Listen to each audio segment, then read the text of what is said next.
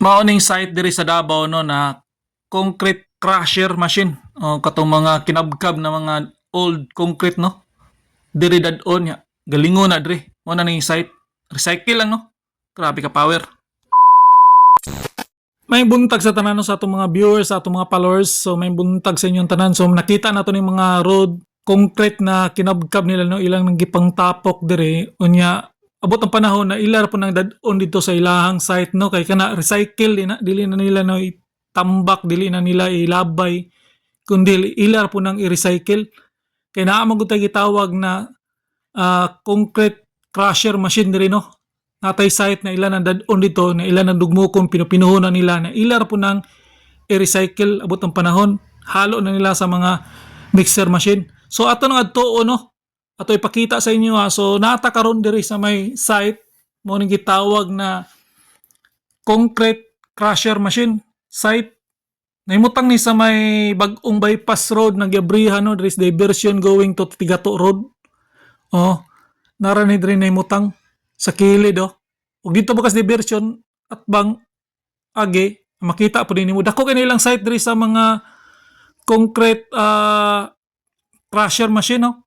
Dugmuko na nila ng mga old cement no, na ilang mga kinabkab dadon nila diri, ilan ang galingon dugmuko na nila pati ng mga bato nya ilar po ng recycle mo na ilahang ibuo sa mixer no nya mag road concreting sila, road widening, balik ra po na recycle lang gina ang sistema ni.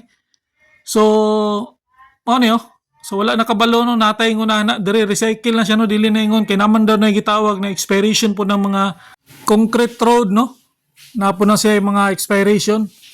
So diri ra ni oh, dako gani lang mga machine di ay. So una makita na ko ni magagiagi ko das tubangan sa diversion, makita na ko na maggaling na sila.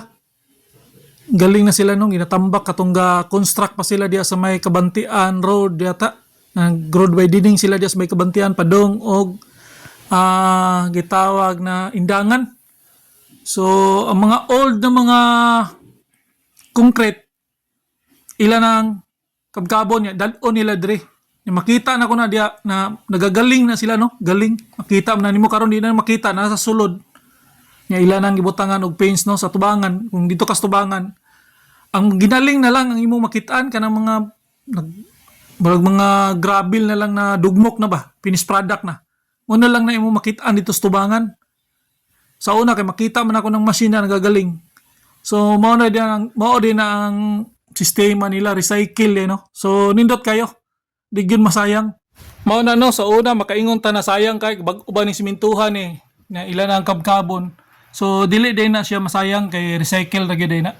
Natay ana na machinery diri no pang dugmok sa mga old concrete roads. Karon motuyok ta no, atong ipakita sa inyo atong mga finished product na nila na mga ginaling pino na kayo. Unya mao na ni karon no. Sa una makita pa man to nato sa una tong mga machine nila karon kana na lang murag bukid-bukid daw na mga finished product na yung mga bato-bato. Diversion road ani, nya the speakers underpass nagagi-repair.